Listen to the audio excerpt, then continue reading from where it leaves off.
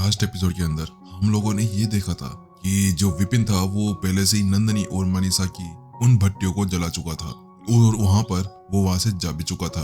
उसके साथ में ही जो यहाँ पर गजानन थे वो मनीषा और नंदनी को अपने साथ में एल्डर्स हॉल के अंदर ले आए थे, जहाँ पर वो लोग उससे कुछ पूछताछ करना चाहते थे और वही एपिसोड खत्म हो गया था। चलिए शुरू करते हैं नेक्स्ट एपिसोड को। चलो लड़कियों, अब तुम दोनों बताओ कि आखिरकार माजरा क्या है। जो एल्डर गजानन थे वो यहाँ पर नंदनी और मनीषा को देखते हुए उनसे कहते हैं। वहां पर प्रिंसिपल गजानन की वो बात सुनने के बाद में नंदनी और मनीषा थोड़ी सी डर जाती है और सहमी हुई निगाहों के साथ में वो एक दूसरे को देखने लगती है। देखने से ऐसा कुछ लग रहा था जैसा ये वो दोनों कंफ्यूज हो, क्योंकि उन्हें ये नहीं पता था कि सामने वाले बंदे ने भी उसके जैसा सेम काम किया था। उसे तो ऐसा लगा था जैसे कि वो अकेली ही थी जो यहाँ पर खून की बूंदों के साथ में कुछ कर सकती थी। क्या इसने भी ऐसा किया? उन दोनों के मन में यही ऐसे सवाल चल रहे थे। लेकिन उनकी चुप्पी को देखने के बाद में जो प्रिंसिपल गजानन थे वो अपनी आंखें सिकोड़ते हैं और भारी आवाज के अंदर कहते हैं, ठीक है नंदनी, मुझे आप बताइए कि आपने ऐसा क्यों किया था उसके साथ में। जब नंदनी ने देखा कि उसकी बारी आ गई थी और अब वो यहाँ पर ज्यादा बातें छुपा नहीं सकती थी, क्योंकि वो देख पा रही थी कि जो बोतलें यहाँ पर उनके पास में थी वो अभी एल्डर्स के हाथों के अंदर पड़ी हुई थी, तो इसी वजह से वो बिना कुछ छुपे यहाँ पर सब कुछ बताने लगती है। मेरे पिताजी ने ऐसा मुझसे करने के लिए कहा था। ऐसा करते हुए वो जल्दी वो सारी व्याख्यान वहां पर दे देती है। लेकिन जैसे यहाँ पर नंदनी वो सारी बातें वहां पर प्रिंसिपल गजानन और सभी एल्डर्स को बताती है ना, तो उसके साथ में ही जो यहाँ पर प्रिंसिपल गजानन थे वो हंसने लगते हैं। अच्छा ऐसी बात है। प्रिंसिपल गजानन भी यहाँ पर वही सोच रहे थे जो यहाँ पर नंदनी के पिताजी यानी कि महाराज जयराज सोच रहे थे। महाराज जयराज की भी वही एक चीज थी। उन्हें भी यहाँ पर विपिन के ऊपर पूरा विश्वास नहीं था, इसी वजह से उन्होंने खून की बूंदें बदल दी थी। वाह वाह, क्या बात है। आखिरकार वास्तव में महाराज को भी उस विपिन के ऊपर इतना ज्यादा भरोसा नहीं था, लेकिन ऐसा लगता है कि उन्होंने एक बहुत बड़ी गलती कर दी है खून की बूंदों को चेंज करने के साथ में ही।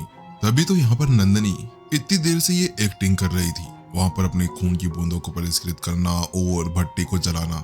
वास्तव में ये नौटंकी उसको ज्यादा देर चलने वाली नहीं थी। इसी वजह से अब जो प्रिंसिपल गजानन थे वो मनीषा की तरफ घूरते हुए दिखते हैं और उससे कहते हैं, मनीषा, मिस मनीषा, आप बताइए कि आपने आखिरकार ऐसा क्यों किया था।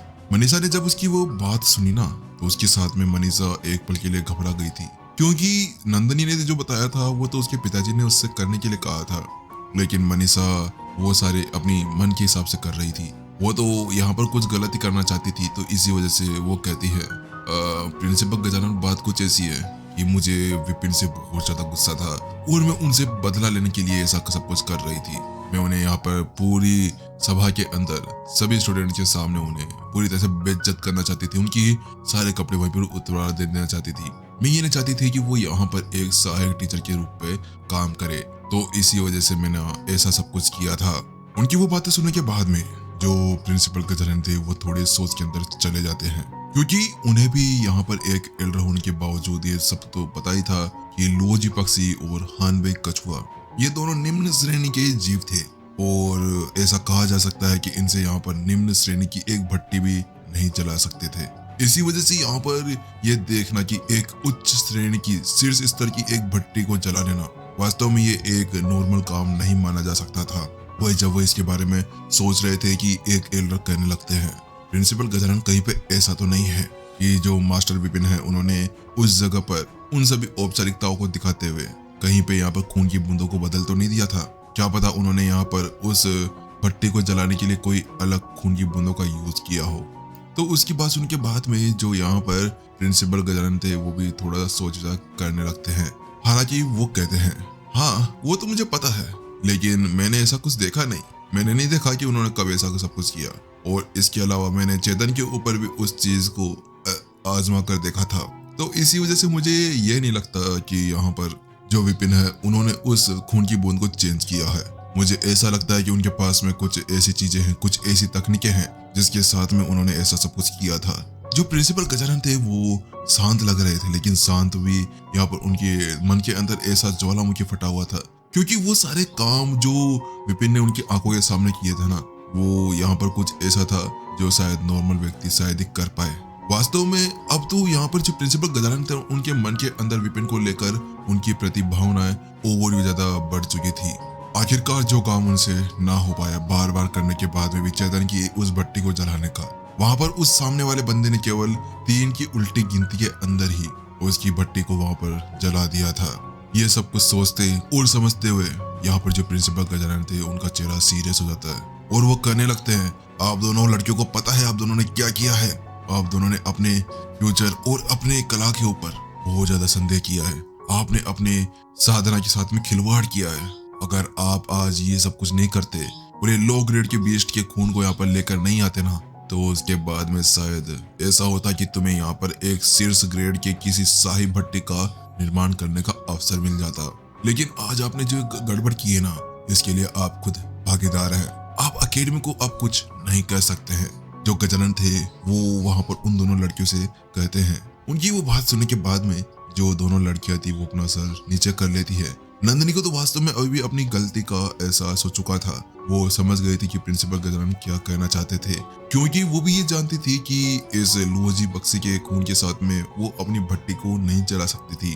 और उस सामने वाले बंदे ने अगर ऐसा सब कुछ किया है तो क्या होता जब वो यहाँ पर अपने हाई लेवल ग्रेड के उस किंग वाओ बीस्ट के उस खून का यूज करती, तब तो क्या पता यहाँ पर वो शाही ग्रेड के ऊपर पहुंच जाती।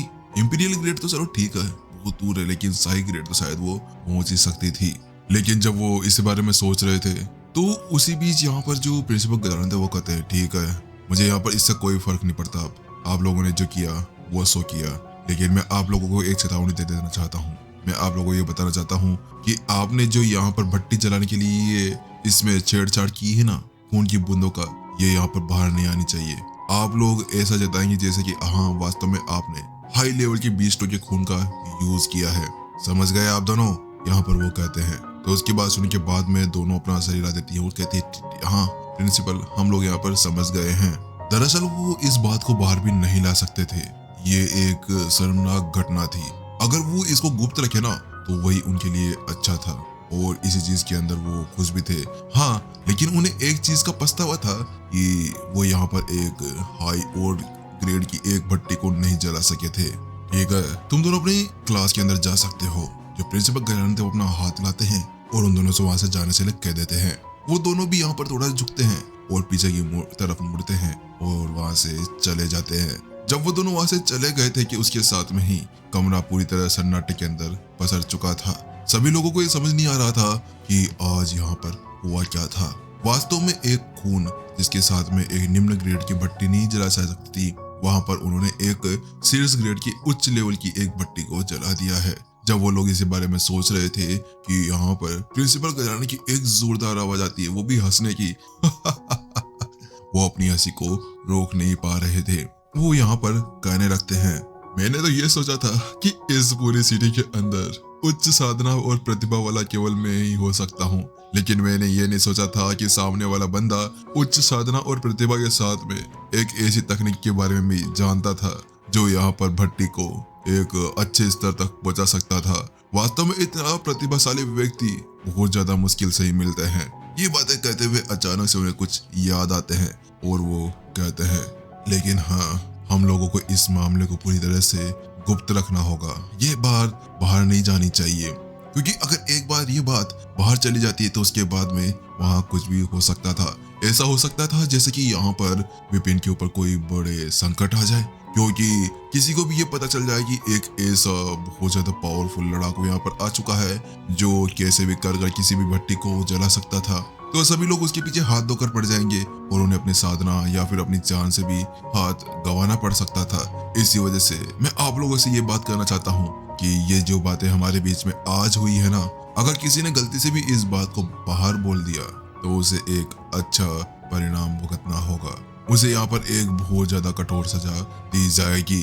लेकिन उसकी वो बात सुनने के बाद में जो यहाँ पर एक एल्डर थे वो कहते हैं, लेकिन प्रिंसिपल गजानन हम तो इस बात को यहाँ पर छुपा लेंगे, लेकिन वहाँ पर बहुत से अलग अलग लोग भी थे, उनका क्या करें। तो उसके साथ में प्रिंसिपल गजानन कहते हैं, अरे नहीं उसकी चिंता करने की कोई भी जरूरत नहीं है। बात कुछ ऐसी है कि वो लोग ये जानते हैं कि यहाँ पर एक उच्च लेवल के पक्षी का यूज किया गया है, तो हम इस बात को ऐसे जारी रखेंगे। ताकि वो लोग इस बात को आगे ना बढ़ाएं, क्योंकि उच्च लेवल की बीस्ट का यूज करते हुए यहाँ पर भट्टी को जलाना ये तो कोई आम बात ही थी।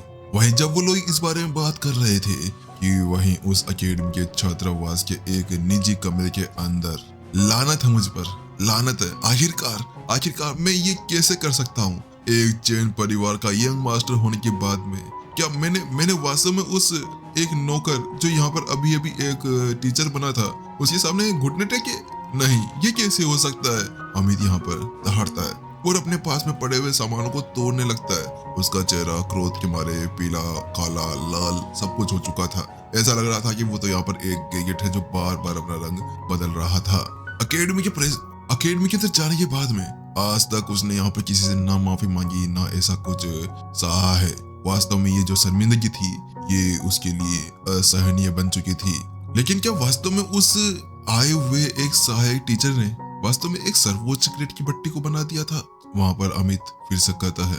वहीं दूसरी तरफ उसकी बात सुन के साथ में ही उसके पास में खड़ा हुआ एक बटलर कहता है, क्या यंग मास्टर आप वास्तव में वहां पर उससे हार गए, उस सहायक स्टूडेंट से?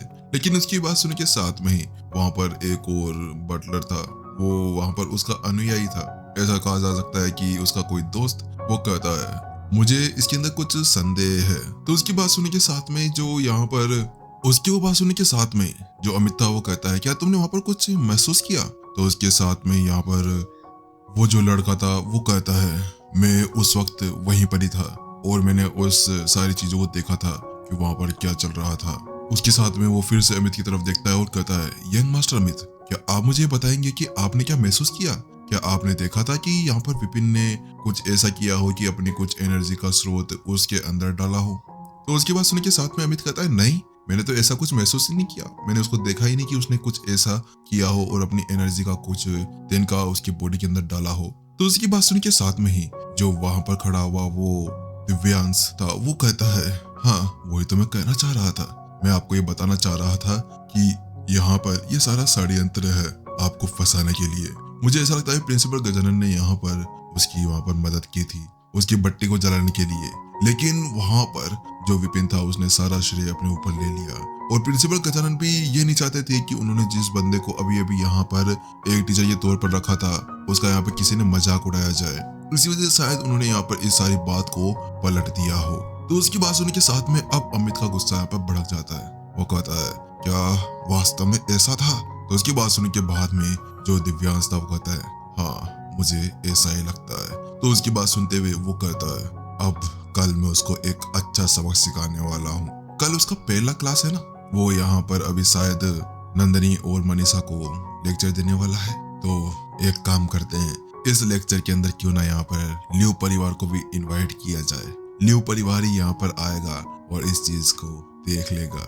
इस बात को फैला दो कि जो मनीषा है वो यहाँ पर एक सहायक टीचर की स्टूडेंट बन चुकी है और ये बात लियो परिवार को बिल्कुल भी सहनीय नहीं होगी जब हम जाकर देखेंगे कि वहाँ क्या हो रहा है। तो उसकी बात सुनने के साथ में दिव्यांश भी अपना सर हिला देता है। वो उस बात को समझ चुका था। उसके साथ में वो कहता है, और इसके अलावा दिव्यांश, तुम्हारे जो पिताजी हैं वो शायद यहाँ पर घोड़ों को प्रशिक्षित करने और उनको टेम करने के लिए कुशल हैं, है ना?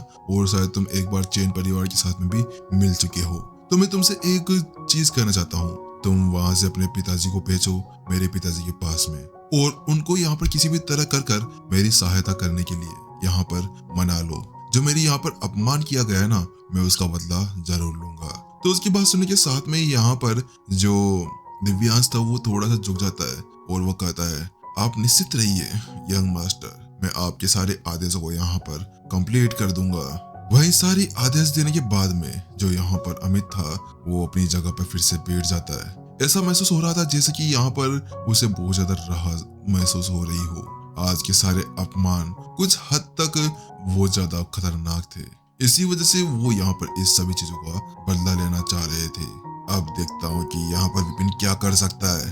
अगर एक बार लियो परिवार और मेरे पिताजी यहाँ पर आ जाते हैं तो वाइक रोड सिटी के यहाँ पर इन प्रमुख मुख्य जो एल्डर्स हैं उन सभी का भी यहाँ पर हिम्मत नहीं होगी कि वो किसी तरह से मेरे पिताजी और लियो परिवार के सामने बोल सके। अब देखता हूँ विपिन तुम्हें कौन बचाता है। जो अमित था उसकी आंखों के अंदर साफ साफ अंगारे दिख रहे थे। ऐसा लग रहा था कि आज वो यहाँ पर विपिन को पूरी तरह से खत्म कर डालेगा।